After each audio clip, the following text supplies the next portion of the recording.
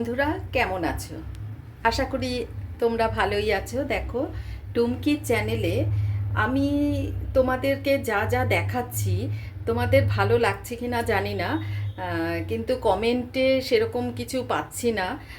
তোমরা যদি একটু কমেন্টে জানাও তাহলে ভালো হবে।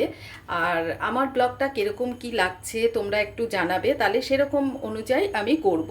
দেখো, আজকে আমি পাবদা মাছ করব। পাবদা মাছগুলো করার জন্য আমি মশলা করে রেখেছি। এদিকে কাঁচা লঙ্কা, পেঁয়াজ আর টমেটো আর আদা বাটা, জিরে বাটা দিয়ে করব। অল্প দেব। তেল গরম হয়ে গেছে, এবারে মাছগুলো আমি একে একে ভেজে নেব। দেখতে থাকো, টুমকির পাশে থাকো। পাবদা মাছগুলো আমি ভেজে নিচ্ছি, ভেজে তারপরে রান্না করব। দেখো, মেশিনটা চলছে, এত আওয়াজ। এই পিপির মেশিনটা চলছে, এই জন্য এত বেশি আওয়াজ। তোমরা কিছু মনে করো না। দেখো, মাছগুলো ভেজে দিচ্ছি। পাবদা মাছ কিছুটা মাছ ভেজে নিয়েছি, 3 পিস আরও রয়েছে, আর কাঁচা মাছ তো রয়েছেই। সবগুলো মাছ ভেজে নিই, তারপরে দেখাবো। এখানটা রয়েছে আদা বাটা, জিরে বাটা আর কাঁচা লঙ্কা। এটা দেব, এটা সম্পূর্ণ দেব না, অল্প দেব। মাছগুলো দেখো ভাজা হচ্ছে। মাছ ভাজতেই যা টাইম লাগে, আর মশলাটা কষতে। একবারে মাখিয়ে দিয়ে যে বসালে না, খুব কম শর্টে হয়ে যায়, আর ঝোলটাও খুব স্বাদ হয়। একটু গরম পড়েছে, একটু পাতলা করে ঝোল করব। বন্ধুরা, তোমরা কিরকম করছো এই গরমে? যা আজকে গরম পড়েছে, হঠাৎ করে অনেকটাই গরম পড়ে গেছে। এই জন্য বেশি মশলা দেব না, পাতলা করে ঝোল করব। মাছটা উল্টে দিলাম, এবারে এপিঠটা ভাজা হয়ে যায়। গরমের দিনে টকের ডাল খেতে খুব ভালো লাগে। টক ডাল দিয়ে খাবে গরমের দিনে। তোমরা কারা কারা খাও টক ডাল জানাবে কমেন্টে।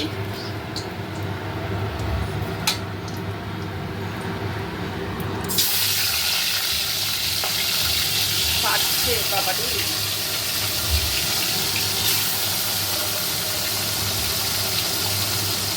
এই মাছ না ভীষণ ফাটে।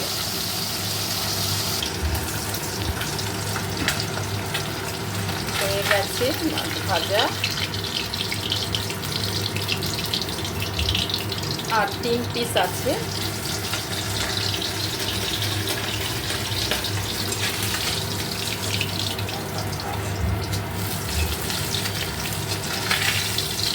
এই মাছ ভাজা খেতেও ভালো লাগে, গরম ভাতে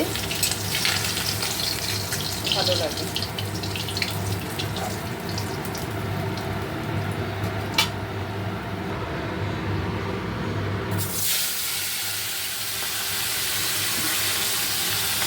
এত মেশিনটার আওয়াজ হচ্ছে।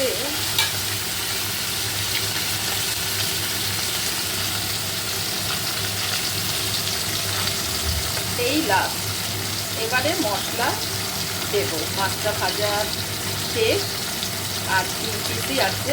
এই রুই মাছের পিসটা আছে বলে এটার জন্য 1 পিস আবার আলাদা করব, এর মধ্যে দিয়ে দিলাম। ভাজা হয়ে যাক।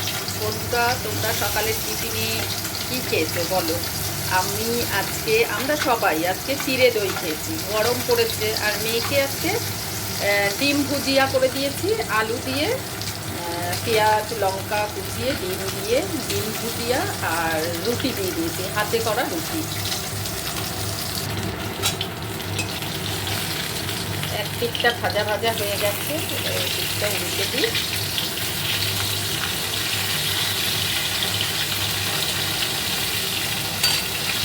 মাছগুলো একটা ছোটো ছোটো পিস, পাবদা মাছগুলো খুব বড় না, ছোটোই। আর তেল দেব না। দেখো, ওই তেলের মধ্যেই আমি কালো জিরে, কাঁচা লঙ্কা ফোড়ন দিয়ে দিলাম। এবারে একে একে পেঁয়াজ দেব, টমেটো, পেঁয়াজ। অর্ধেক পেঁয়াজ ছিল, পেঁয়াজটা দিয়ে দিলাম। এবার অল্প করে বাটা মশলাটা দেব। এবার একটু নুন দিয়ে টমেটোটা মজে যাক, তারপরে মশলাটা দেব। পেঁয়াজটা আর টমেটোটা নরম হয়ে যাক, নুন দিয়ে দিলাম এই কারণেই। একটু ঢাকনা চাপা দিয়ে রেখে দেব 1 মিনিট মতো। ঢাকনা চাপা দিয়ে দিলাম। এবারে একটু দেখে নিই ঢাকনাটা খুলে।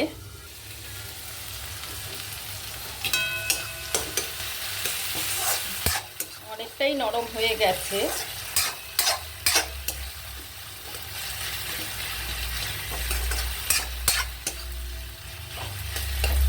আরো নরম হয়ে যাবে।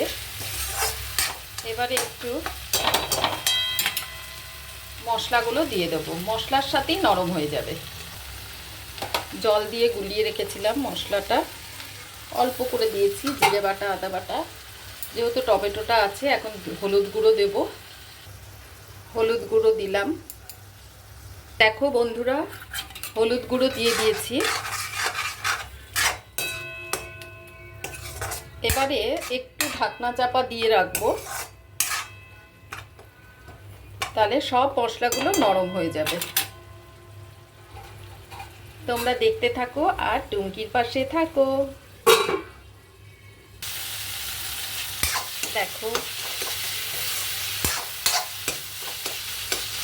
এই অবস্থাতে এবারে আমি মশলাটা কষে গেছে, এই অবস্থাতে আমি ঝোলের জন্য গরম জল দেব। দেখো গরম জলটা দিয়ে দিয়েছি। আমার এই ভিডিওটা যদি তোমাদের ভালো লেগে থাকে, প্লিজ লাইক, কমেন্ট, শেয়ার করতে ভুলো না। এবারে ঝোলটা ফুটতে থাকুক। ঝোলটা ফুটতে শুরু করেছে, এই অবস্থাতে আমি মাছগুলো ছেড়ে দেব।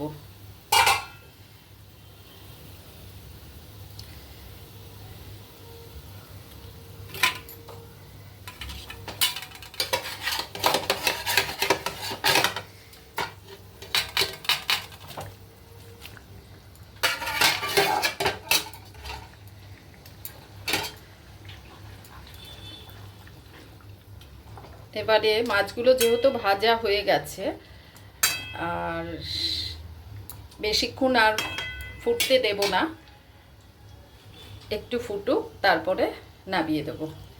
আজকে এই পর্যন্তই। আমার এই ভিডিওটা যদি ভালো লেগে থাকে, প্লিজ লাইক, কমেন্ট, শেয়ার করতে ভুলো না, আর টুমকির পাশে থাকতে ভুলো না। আশা করি তোমরা ভালোই আছো, ভালোই থাকবে।